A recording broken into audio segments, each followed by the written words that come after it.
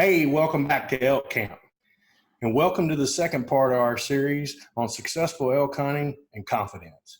The goal of this series is to help improve our mindset and performance as elk hunters. We truly want you to believe that every time you step into the woods, you can harvest an elk. So pull up a chair and welcome back to Elk Camp. Welcome to Blue Collar Elk Hunting. Welcome to Blue Collar Elk Hunting, brought to you by ElkBros.com, with your hosts Gilbert Ornelas and elk hunting coach Joe Gilliam. You want to hunt elk, and they live to hunt elk. Their goal is to share with you what they have learned grinding it out for over 35 seasons, doing what they love. So come on into camp and set a spell. Welcome to Blue Collar Elk Hunters.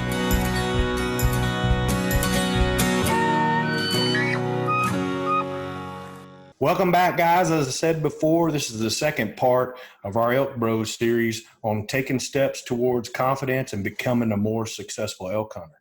I'm Gilbert Ornelas, live in the house from Houston, Texas, and I'm the host of the show. In the house tonight in Cimarron, New Mexico, we have the guy, Joe Gillia. Welcome back to the show, Joe. Hey, Gilbert. How you doing, buddy, man?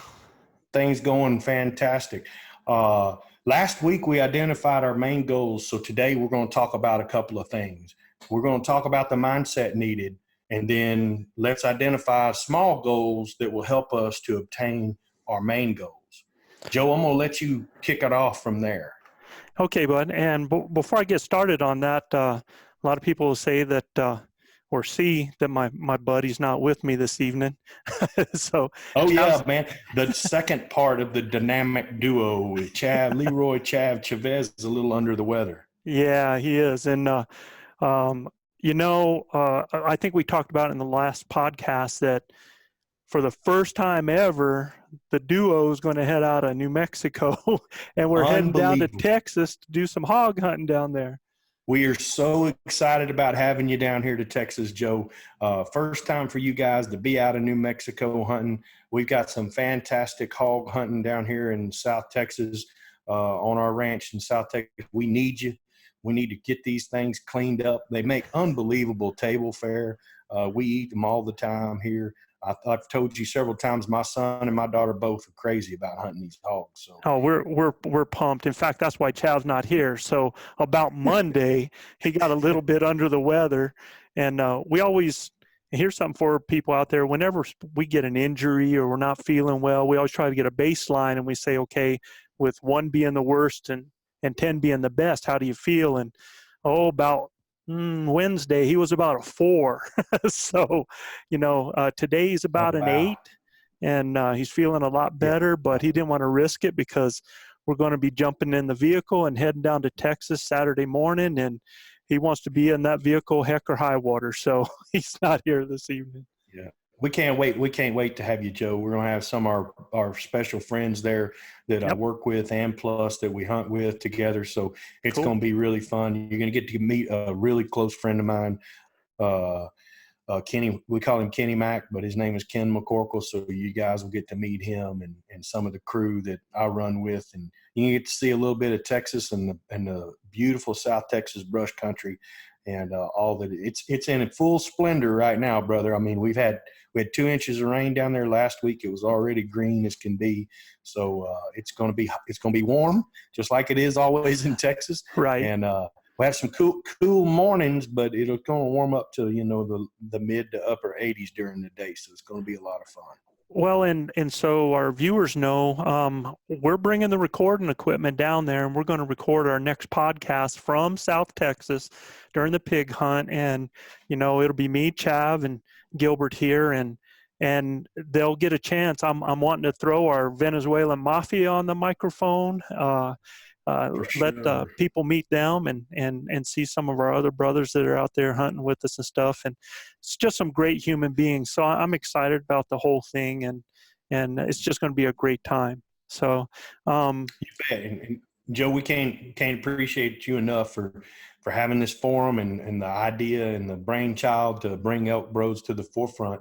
Again, this show started last week all about confidence and about how that helps in mindset and how that helps us with his performance as elk hunters. So to set small goals to help us to accomplish our main goal, which is, harvesting an elk every time we step in the woods. Right, right.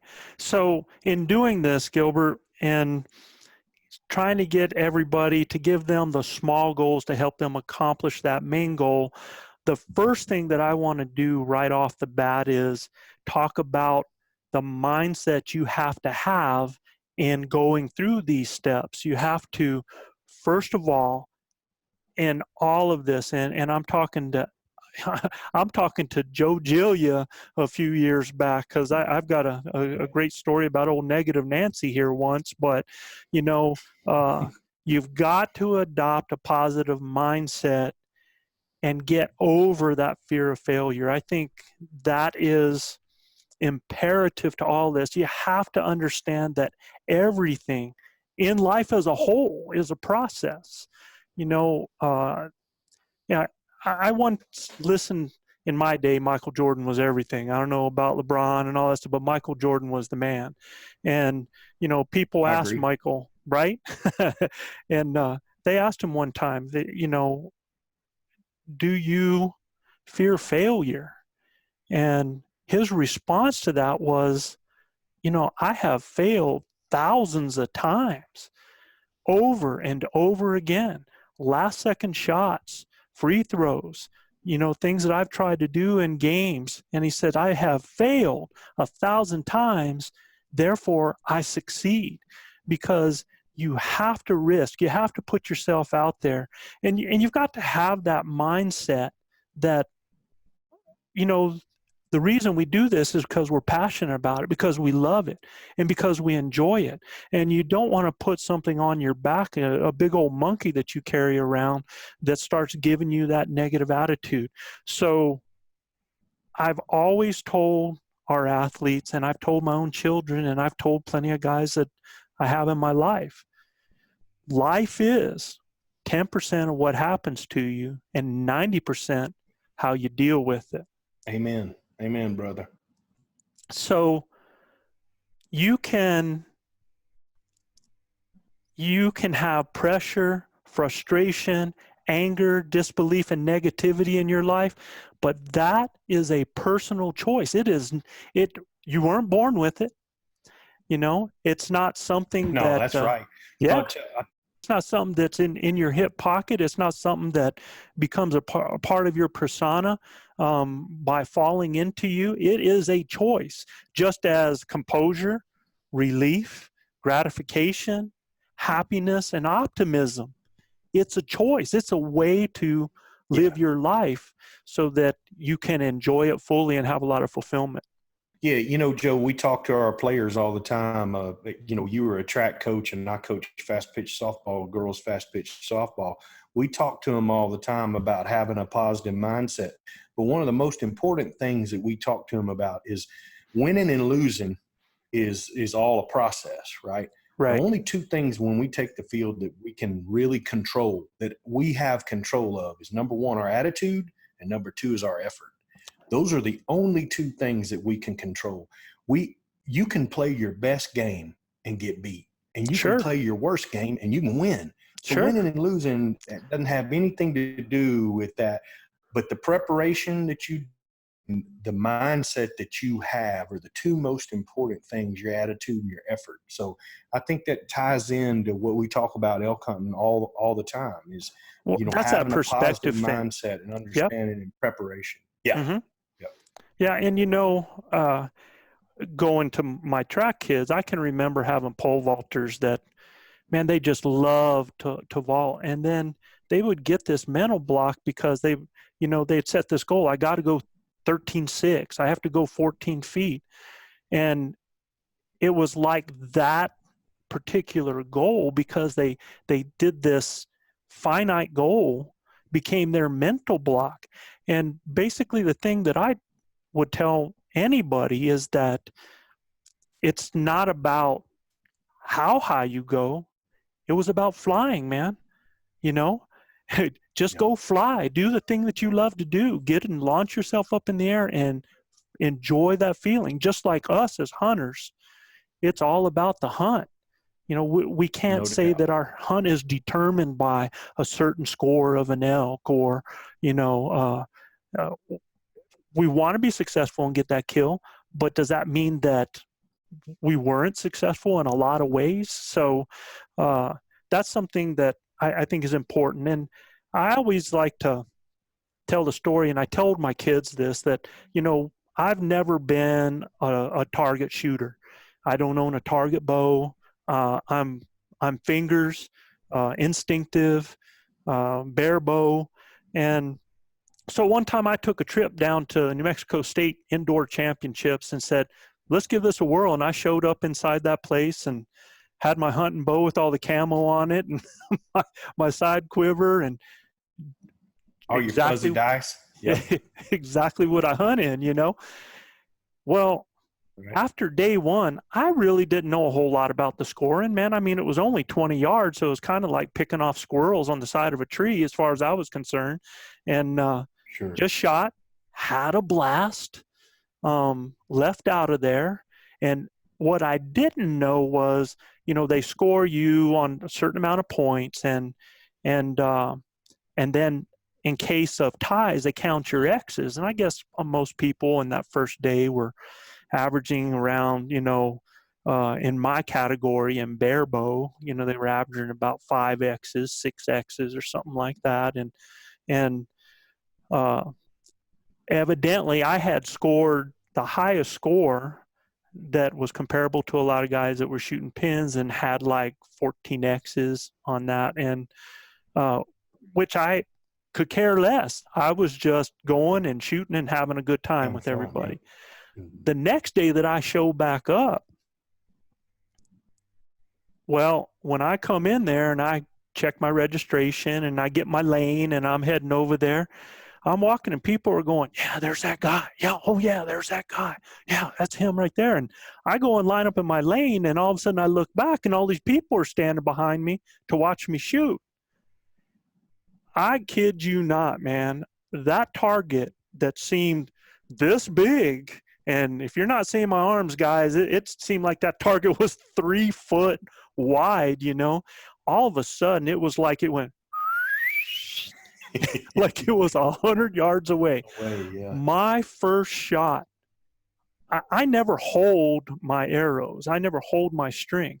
My first shot, I stood there and I started holding and trying to focus. And, I've got to show these people how good I shoot. And I put all this pressure on myself.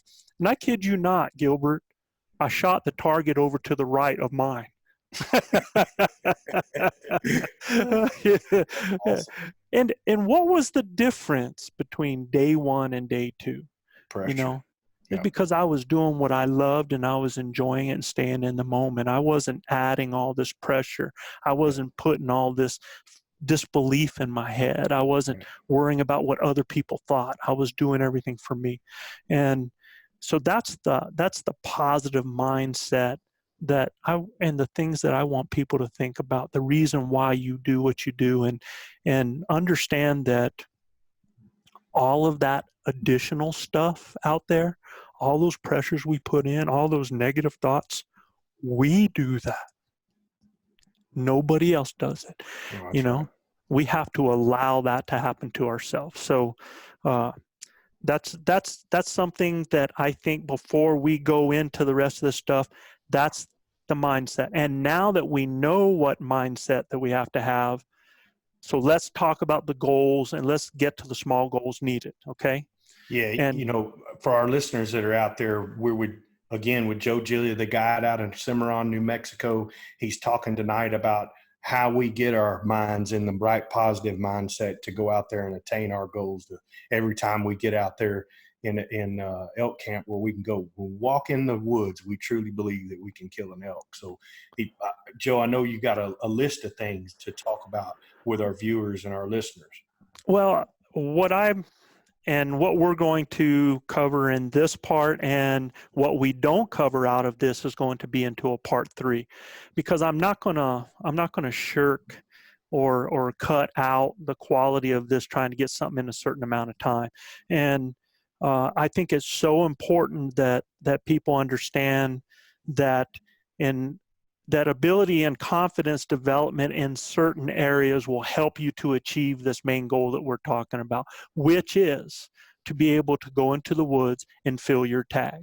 Okay. We're not saying that it's for you, that it's all just about killing an animal, but we go into the woods and we hunt because we want to kill an animal. And my goal, your goal, Chav's goal, is to help people accomplish that. So the areas of development and abilities that we're going to talk about are shooting, fitness, calling, equipment, elk behavior, hunt strategies, and then the last one I'm going to add in that I think is really important for, especially if you're new to hunting, or you've just started, or you never had anybody to help you out.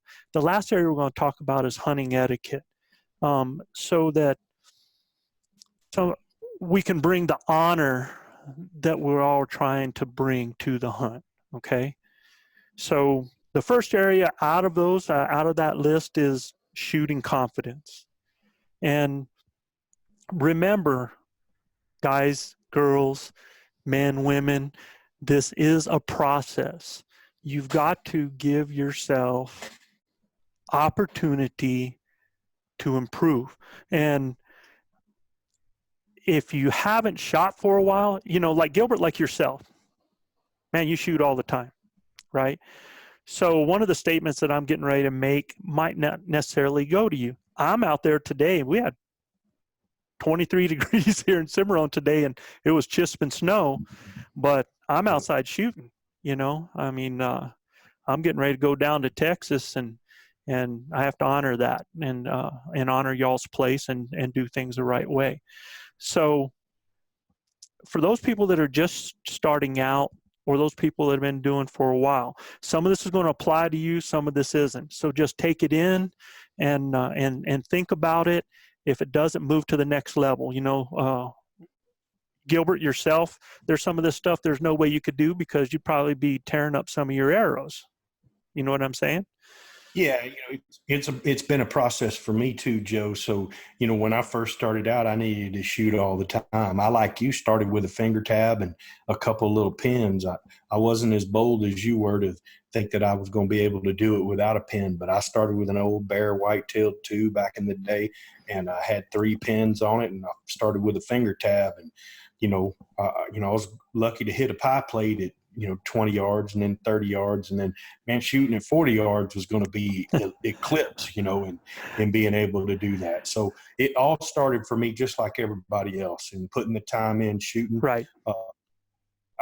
I have no problem shooting out to 100 yards right now, but it's been years of practice, Joe. I'm talking, 30 plus years of me shooting a bow. And it's aggravating for some guys because, they come out and they've been bow hunting a couple, 2 or 3 years, and they watch you shoot and they're like, I just don't understand. But they have no idea about the process and how long it took me to get to that, and like watching you shoot, I marvel every time you and I, we compete at elk camp and when we're shooting against one another, and I marvel at you shoot out to 80 yards and never use a sight. I can't hardly get over it, right?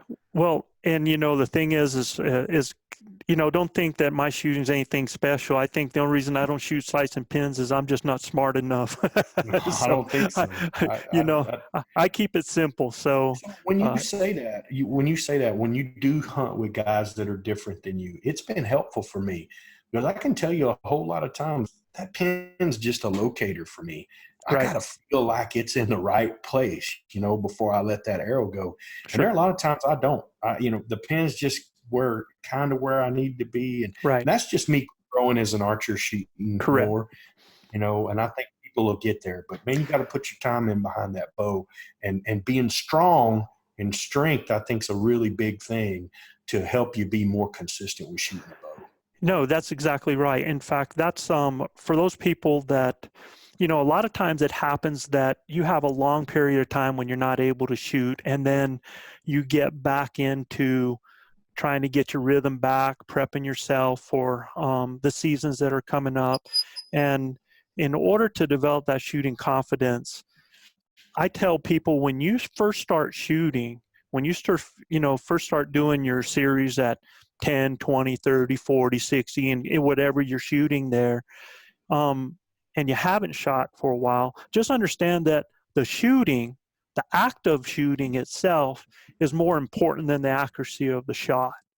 At that point in time, you got to give yourself a break because your body's trying to get back in tune again. And you're not going to have the same strength starting out as, it's just like anybody preparing for any sport. You got to go through your strengthening phase. So understand that. Don't be so tough on yourself on your accuracy. If you're getting it in there, that's great. But if you're not, it's more important that you're shooting. So don't start shooting and you've thrown out 15 arrows and you're not shooting well, and then just pack it up and go back into the house. Understand that part of the reason you're not shooting well is because of your stability, because of your strengthening. Okay? So go through your steps. Yeah, the ability to hold that form. Right, correct. And the ability to hold your form up is important. I tell guys all the time, if you're not shooting a bunch, you don't have to shoot 40 arrows to be efficient in your practice. If you shoot 10 arrows really well and you get tired, you feel physically fatigued, stop, because you can develop some real bad shooting habits by being just fatigued in your muscles. Right. And so let's differentiate between what we just said there, because you're exactly right. If you start getting to a point where you fatigue, you could actually hurt yourself. What I'm telling you is Sure. Don't stop because of mental fatigue, because it's still important to shoot those shots, okay? A real important thing is not only strengthening from shooting itself, but shoulder strengthening, and doing a little bit of a warm-up. And I know when you're out hunting, you're not going to do a warm-up. You're not going to stretch those arms out before you take a shot. But you're doing a lot more different things, and you're not going to be shooting a whole lot of arrows. So it's like anything else. There's a nice little stretching routine that you should go to. And what I really like, and I've been shooting a long time, I do a series of shoulder workouts that I do lateral raises, I do front raises, I do boxing type of workouts. I do what we call bottle caps, where we're coming in on the side like this, straight arms out, and even swimming. My neighbors, man, I think my neighbors think I need to be put in a jacket or something sent up, because they look at me going down the road and I'm swimming, and coming over with the arms. But all of that is real important, because what a lot of guys don't realize is when you're pulling back, and we talked about this earlier, Gilbert, the back muscles, right? Okay. For sure. How critical they are. But when you pull back, that lead arm out there has got a force that's wanting to pull it to the inside of you, and you're trying to hold it solid and steady so it doesn't.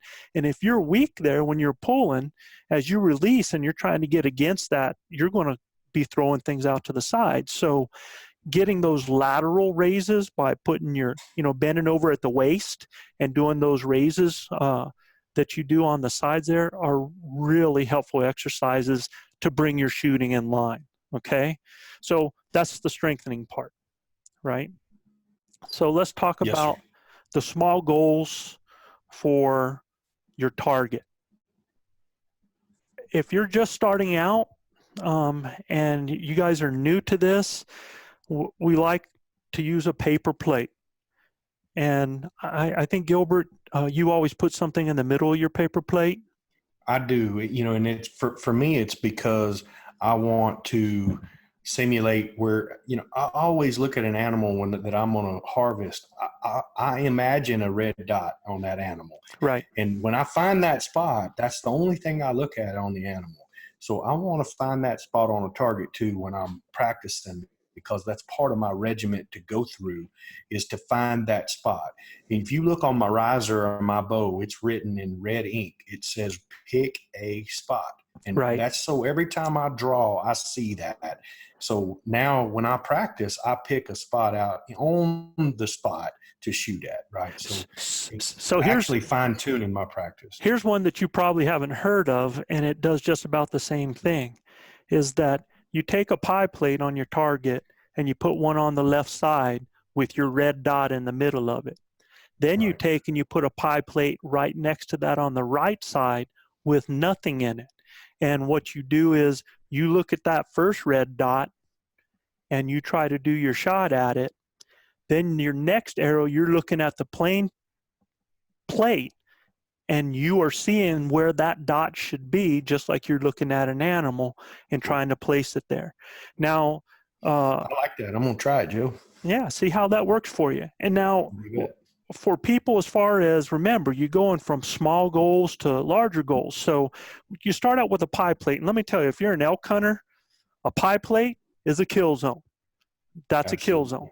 So you put that black dot in there, whether it's a quarter size, whether it's a $50 size.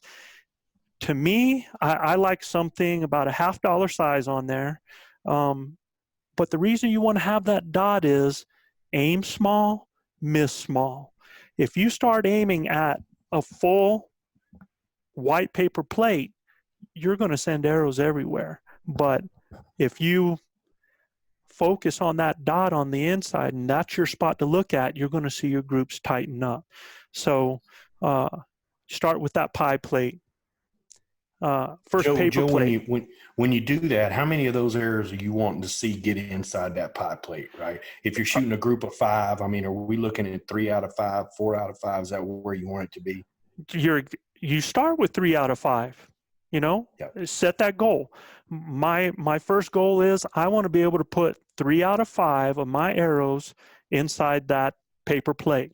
Okay.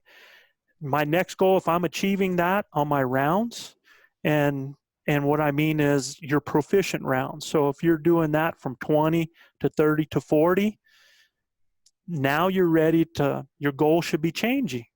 Your goal should be changing to 4 out of 5. You start getting proficient so that you're doing that all the time, then you set up so that your goal is now 5 out of 5. Once you're hitting that 5 out of 5, now you're going to go from that big paper plate down to that smaller pie plate. Okay? And then you reset your goals. 3 out of 5, 4 out of 5, and 5 out of 5.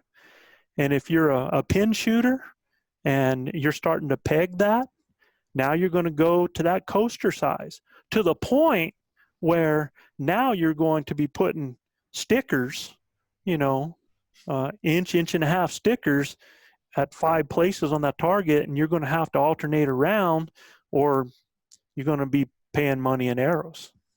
You be Robin Hooding them and boogering them up. And they're Right. expensive nowadays, Joe. Yeah, tell me Especially about if you shoot high dollar carbon, or if you shoot, like I shoot full metal jackets. I mean, they're expensive.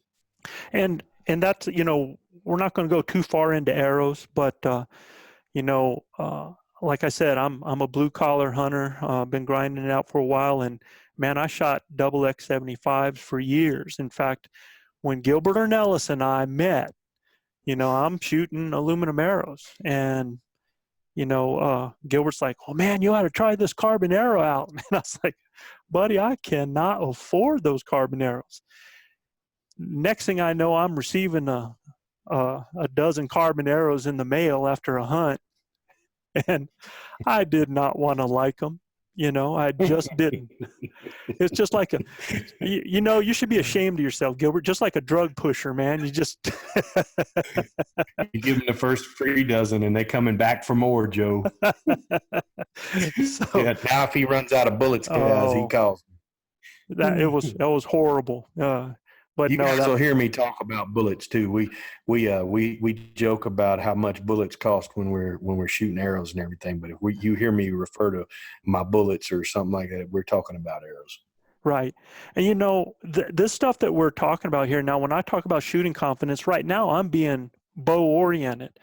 Yeah, But sure. the same thing happens with the rifle hunter. You do the same thing, because now you're not having to strengthen your shoulders for holding, and that way, now you're focusing on things like your breathing. You're focusing on squeezing of the trigger, not jerking a trigger. And you're doing the same thing. You're starting with something bigger. You're working down. You're setting your goals for your you're 3 out of 5, then you're 4 out of 5, and then you're 5 out of 5. So it doesn't matter what your weapon of choice is. You want to give yourself the opportunity to improve and get there. Now, Uncle Thomas jumps in and he's pegging everything, boom, boom, boom, right in the bullseye. Don't go ripping at yourself because you're not doing it. Yeah. That's a person with years of practice that's put that time in. That's an expectation they have. That's an expectation that you want to work towards. So as far as that, that's how that goes. Now, the other thing is you want to put yourself in all kinds of different situations, real situations, and Hunting practice scenarios, those. yeah. Right. Because remember, we're talking about shooting confidence, right? Yes, sir. For overall confidence. So I know you hunt in Texas there, you hunt out of a blind. So you're sitting in a chair, right? Sometimes, yes, sir. Yeah. So do you ever practice shooting off of a chair? All the time. Yeah, we Right. shoot out of chairs, and I practice 90% of the time. My practice, I'm on my knees. Right. Yeah. Well, since you said that, we did receive, there was a guy out of Idaho sent in a question that we were going to save for the Q&A. But one of his questions that he asked, he said, I listened to all these different guys on podcasts and people are telling me I shouldn't get on my knees. And some people are saying you should get on your knees.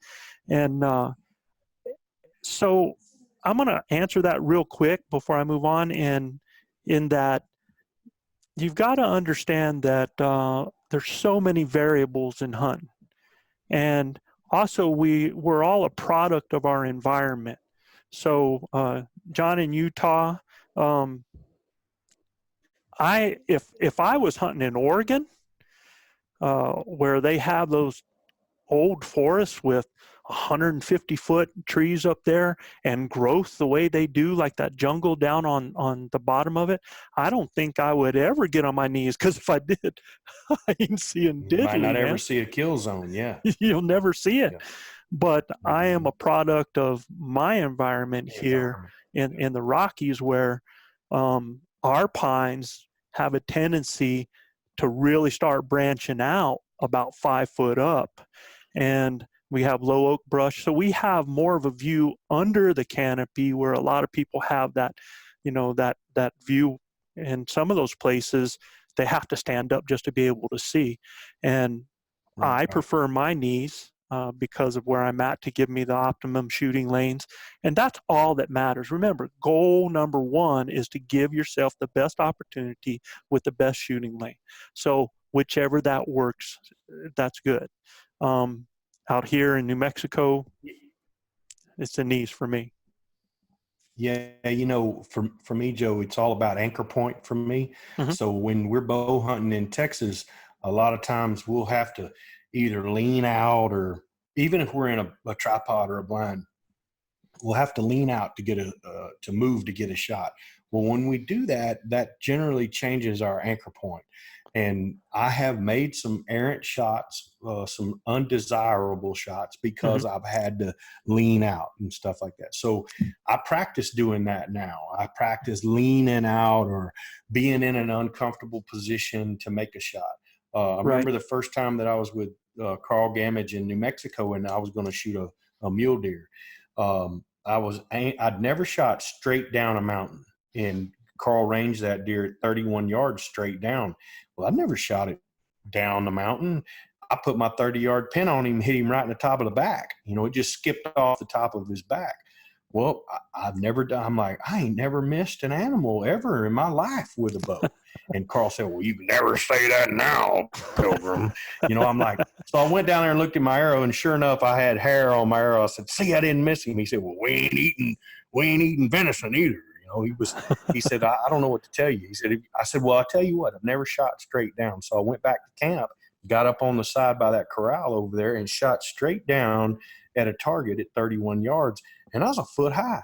I could aim with my 20-yard pin all the way to 40 yards and hit whatever I wanted, So it was different scenarios made a big difference to me, And shooting just uphill, for the same thing. People out there too, when you when you do that, when you are shooting down, you don't want to lower your bow arm to shoot down. You have to bend at the waist. You have to keep the same form on top. So that's something to remember there. So We do that out of tree stands all the time. Right. Bend at the waist. Exactly. So in shooting confidence, we talk about strengthening. We talk about the size of your target, how to set your small goals, as far as what that is. You got to shoot standing, got to shoot kneeling, sitting in a chair, anything that could be something that you're going to be possibly doing. Put yourself in a real situation. You want to shoot with the hunting clothes on that you're going to hunt in. And we're going to talk a little bit later about equipment and equipment confidence, and that's a big part of it, is you do not want to discover any point of failure during your hunt. So if you're going to use it, practice in it. Get to know what it feels like, okay? A huge one I tell people, man, is find your neighbors, get your wife, get your buddies out there and have them watch you while you're shooting. Invite people to shoot with you, because now you're adding a different element there. Again, now you're going to find out, am I going to put a little pressure on myself? Well, if you do, deal with it, so it's a good thing to go through. Yeah. Practice in wind, and wind in all directions. Wind coming from the right, coming from the left, behind you and forward, because it's like my track athletes, man, we don't get to choose what days we compete. Same thing as a hunter. We do not get to choose our conditions when that bull comes in. So be prepared for that. You have any? I think another thing, Joe, I think another thing is understanding distance, right? Everybody nowadays carries a rangefinder and everything, but I think guys get too tied to that thing, and it can cost them some opportunities, when really, if we can understand what's 40 yards and really prepare ourselves to make our own calls where we're not having to reach down and grab that rangefinder. Sometimes, for us, we may not be hunting with a guide. We may be hunting by ourselves, or even at the time, the guide could be separated from you because he's calling the bull by you. So he's separated himself. So, if you can't get to your rangefinder, understanding what's 30 yards and what's not, it's a big deal. So shoot without a rangefinder. Exactly. Try to walk back your target and just shoot arrows from different ranges where you're guessing and you're thinking, hey, well, this looks like 30 yards. This looks like 40 yards, Well, there's a couple ways that we out there. No, there you go. Exactly, man. Just start chucking arrows as you're walking, and just let them fly, pick them up and shoot them from where they're at. And, there's other things that you can do, fun things like we play horse. One guy goes to one spot and shoots, the other guy has to shoot it as well. It's a fun thing. You end up shooting more arrows without even knowing that you do that. That's always good. Field walks, what I call field walks. I always have a judo point on my bow, and even when I'm hunting and I get to a slow time of the day, I'm walking, I'm finding a plant in grass, I'm finding a branch sticking out, and I'm using that judo point, and I'm shooting it all the time at things, because it's amazing how distances change between being in the woods and being on the side of a park where it's open, Yeah, terrain changes, the whole 9 yards.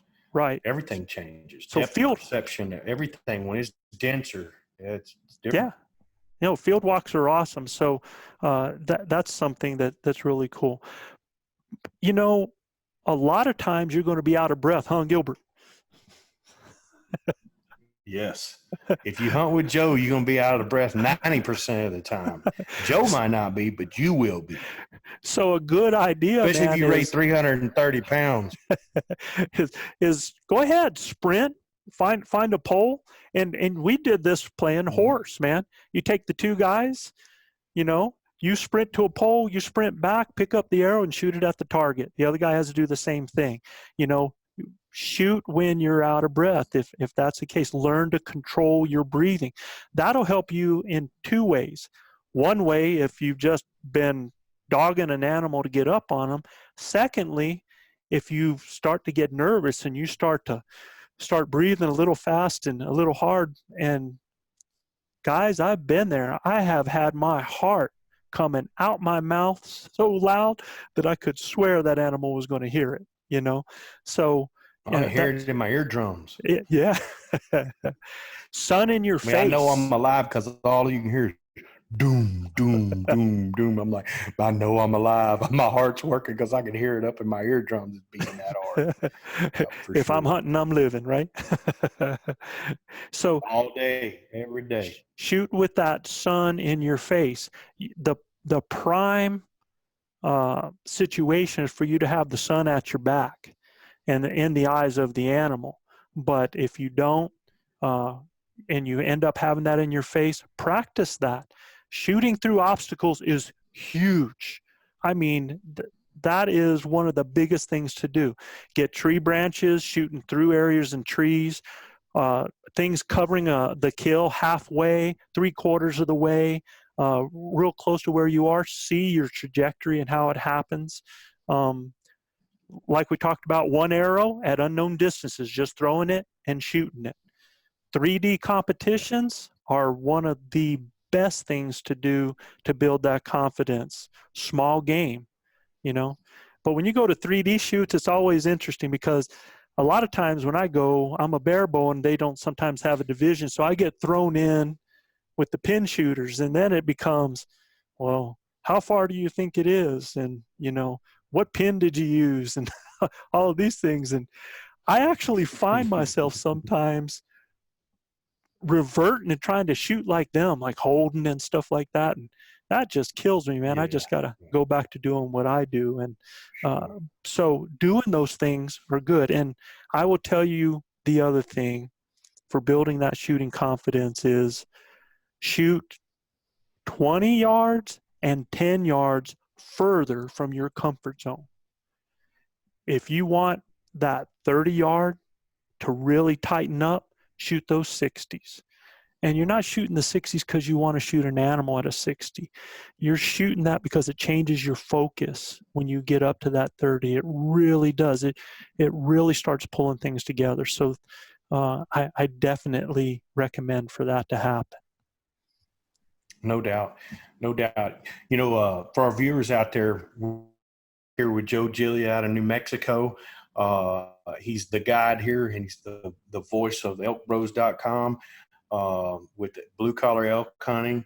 And we're talking today about the goals and the small goals to attain our real goals. We talked about today so far, we've talked about shooting and confidence. And there's another thing that we could talk about too, Joe, from the shooting aspect, and that's building our confidence with our physical fitness.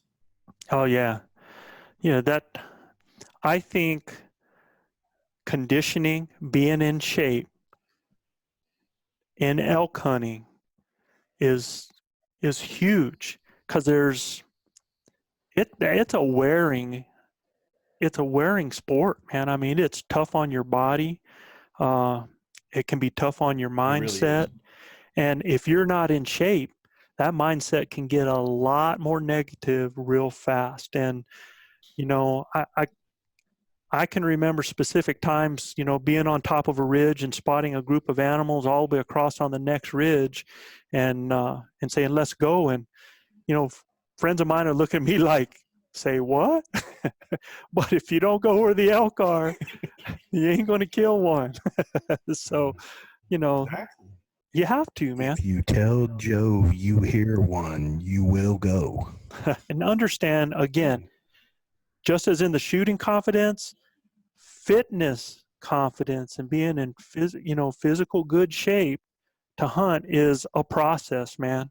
It is it's not going to happen overnight. It's something that you have to work at step by step. And that's okay. You know, that's okay. You know, I'm 57 years old now. Especially guys that are not used to altitude hunting. Sure.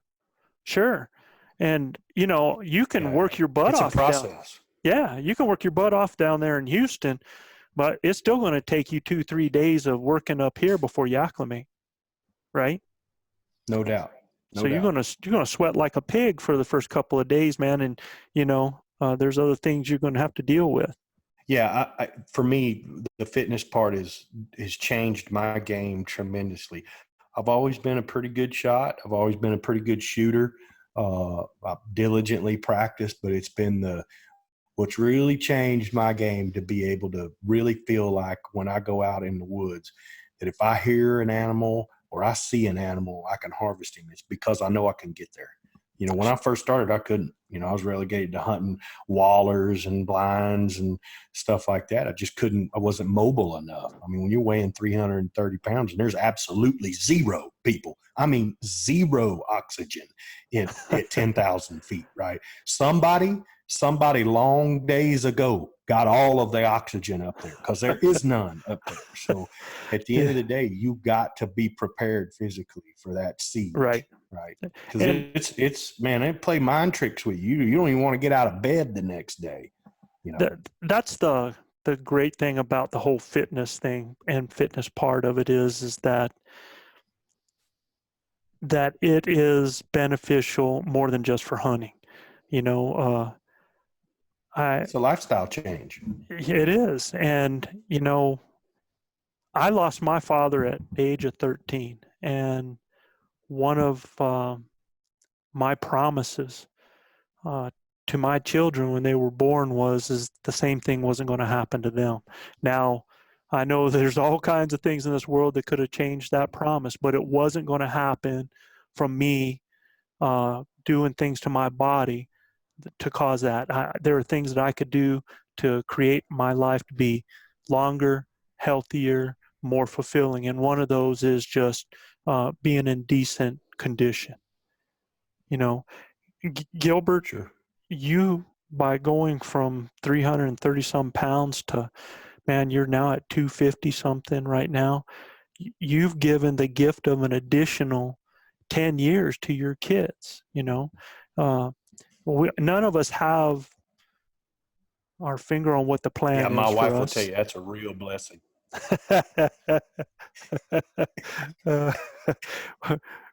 Little inside humor. Yeah.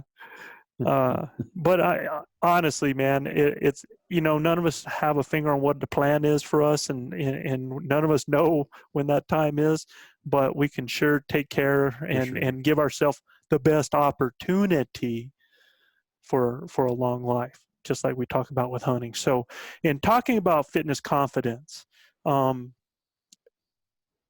it does not have to be, and I see a lot of people, they get this big old hard workout and they go out there and they just tear it up, man. And the first day, like, oh yeah, I can do all this.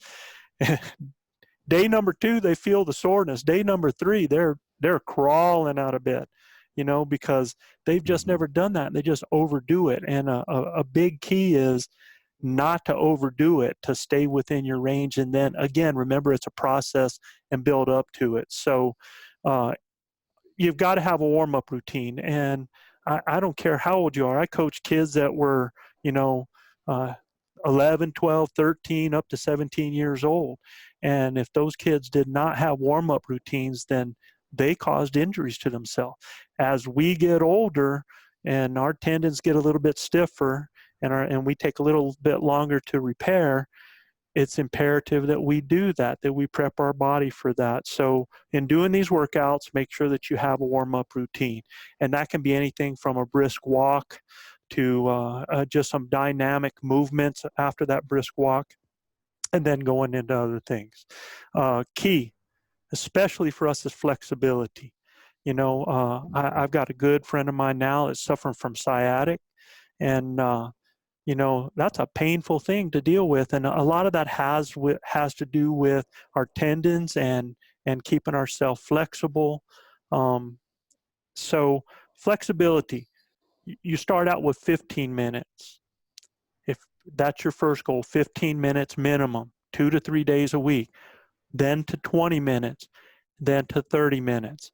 If you have a favorite show, or you want to listen to ElkBros podcast, you like how I threw that in there? Just pop that puppy on. Yeah. Pop that on and start doing your workout, man, and get that flexibility. You know, you want to dynamic and static stretches. If you don't know what that means, dynamic means that it's stretching utilizing a movement. Go onto YouTube and ask for dynamic stretches, static stretches. And you want to do these. Static is basically, that's some of the where you're stretching and kind of giving it a certain amount of time and emotion. So static is what most of us are used to, especially people in my generation, because that's what everybody did. There's only certain amount of static that you want to do. You can actually hurt yourself a little bit if you overdo static stretching. Dynamic stretching is always better. Okay.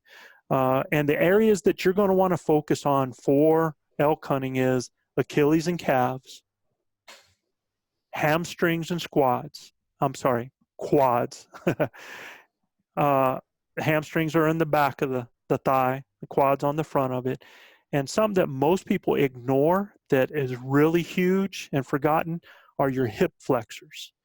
I don't know, as years go and you start really going and pounding, you can just feel that in your hips and those joints on there on the side. So that's real important. Your back, doing some stretches for your back and your shoulders. That's our focus areas that I would go to: your Achilles, calves, hamstring, quads, hip flexors, back and shoulders. You take care of those, you've basically covered from top to bottom the areas that you need to keep up with your flexibility. 15 to 20 to 30, 2 to 3 days a week, okay? The next area is going to be cardio. And as soon as people hear the word cardio, they go, wow, man, I don't like to run. Cardio is not necessarily running. Right. How do you do your cardio? So, when I start out, I usually walk a couple of miles, right? And then I have some knee issues and stuff like that I deal with. So just full out running is not real good for your joints anyway. But at the end of the day, I need to be able to go for a couple minutes straight. So I go hard for about 2 minutes. I put a pretty good solid pace together, and then I'll walk another quarter of a mile, and then I'll do 2 more minutes of solid hard pace, and then I'll walk a quarter of a mile to cool down. And that's kind of simulating elk hunting, right? We're at a pretty brisk pace early in the mornings, getting to where we need to be, and then we kind of calm down, do our calling and stuff like that. And when we hear something, we got to kind of put double time in. So that's kind of how I do things. I'm going to step it up a little bit more this year on the cardio side and run a little bit more. My goal is to be able to run a mile in under 9 minutes. So, right. I mean, at the end of the day, I've set some goals for myself. So those are things that are going to help me when I get up there to the high country, and I'll be able to sustain a little bit better that cardio, because it's big, man. I'm telling you, when there's no oxygen to begin with up there, that cardio really comes into play. And so what Gilbert said, guys, is exactly right. The walking, taking a brisk walk, getting an incline to do it will get that heart rate up. And you can jog on a treadmill, and you can walk on a treadmill and watch the calories are pretty doggone close to what you're burning there. So as long as you're getting that heart rate up and you're doing that brisk walking, that works good. And one thing I like to do during that brisk walk is that's the time I do my shoulder work. That, right. So that the upper part of my body is active when the lower part of my body is, and that's going to raise even more my heart rate at that time, doing that cardio. So when you start doing those extra things, that really helps that. If you're somebody that the walking starts to, do okay, then you can add some jogging in there, jog for a certain amount of time, get back to a brisk walk. Chav talked about a thing that we do called telephone poles, where we walk from one pole to the next, we jog from that pole to the next one, we walk, and we continue doing that. We might only do so many series of the jogs, and the rest will be the walk. If we can do the whole thing, or we convert to where we're doing a lot more running than walking, whatever your pace is and your body tells you is okay. If you start to feel injuries, you step back. Don't push through, because pain, there's a difference of being injured or being hurt. Correct. And you can hurt yourself. So The other thing is to add hill hikes in if you have those. If you don't, find a local hotel, find the local school, the local library, and do steps, going up those steps. Add a pack, put weights in your hand, and those are ways to do that. Don't forget you can cross train too. You can jump on a bike and do the same things of everything that we're talking about here. Swim. You can do the telephone poles, and it's a lot easier on your joints that you were talking about. And it really burns those hamstrings and gets those quads. You can do the telephone poles there where you're riding normal and you're going really, really hard. You can add hills to that.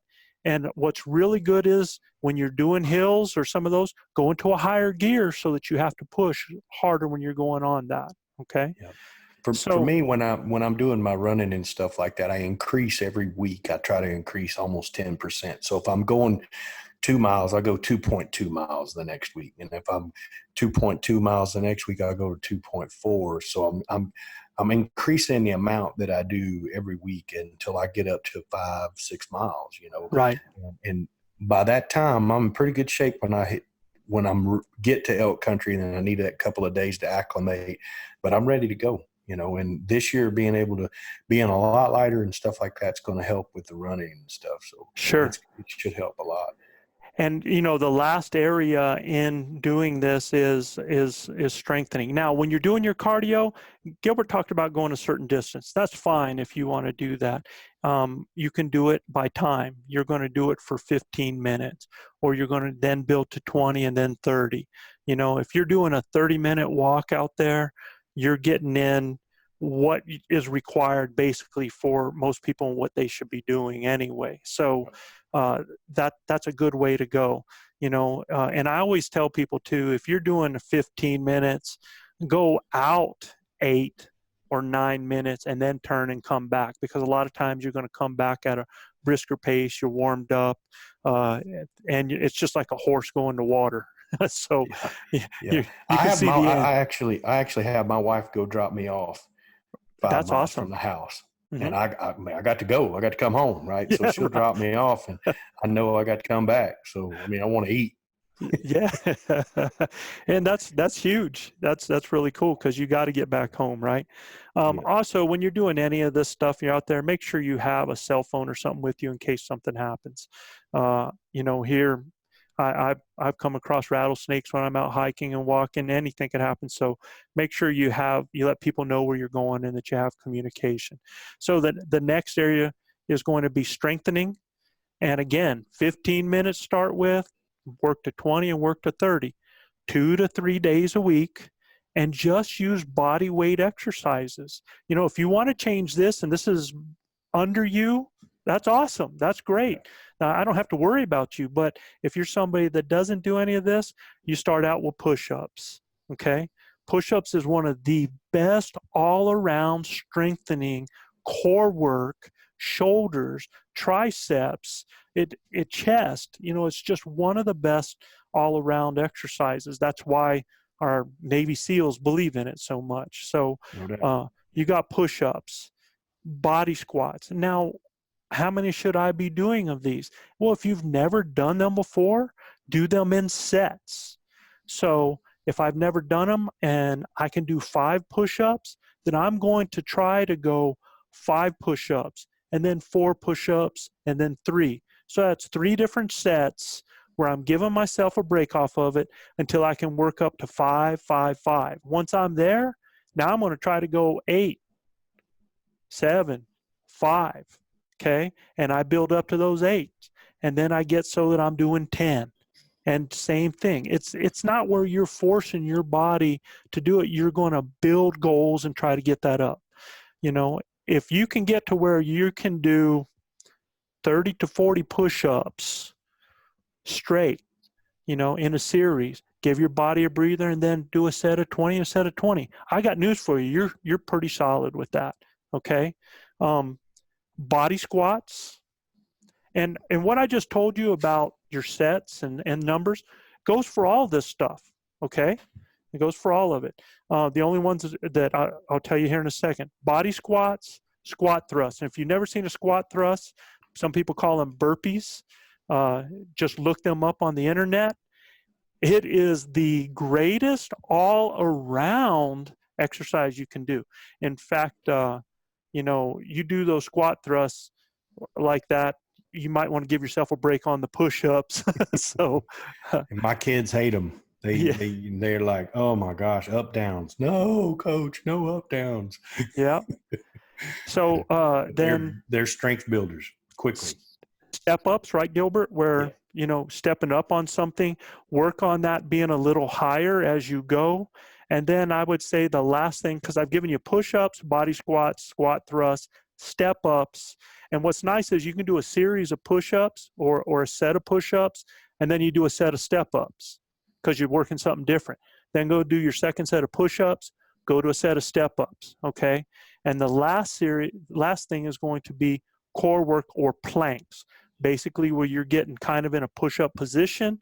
You can either be up in a push-up position, you can be down on your elbows, and you're keeping that body rigid from front to back in line, and you start out 30 seconds. Go another 20 seconds, 3 sets of you got the 30, 20, and then 20, okay?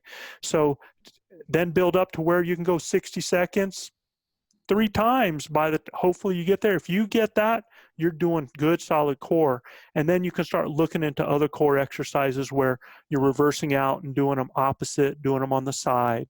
But I'm giving you the minimum here to get yourself and your body into a decent shape, okay? So that you're ready for what we go to, okay? That's solid content, Joe.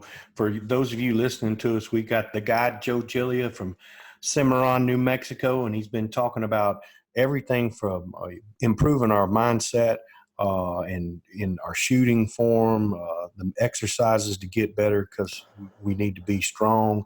And then, another thing that we've talked a lot about is the way to get, Joe's talked a lot about the exercises to do. Can't thank him enough for all his expertise in all of this. And I know one of the next ones coming up, which is something that's near and dear to my heart. And Joe's probably one of the best in the world at doing that. And that's Elk Calling Confidence, right, Joe? Right. We're going to, as we go into these series, going to be Elk Calling Confidence, equipment, and elk behavior, hunt strategies, and hunt etiquette. So that's still to come in this series. We're just at the hour mark right now. So we're going to put this so that you guys have something to think about and something to work at. And remember, all of this is all about building your confidence and making you more effective. So from Cimarron, New Mexico here, Chav, I hope you're feeling better. We look forward to having him back with us. Absolutely. We hope Chav's. Go ahead. Joe, can't wait to have you in hog camp this coming week. So when we have our next podcast, guys, we'll definitely be talking about the next parts of our goals, from elk calling confidence to equipment confidence, familiarity.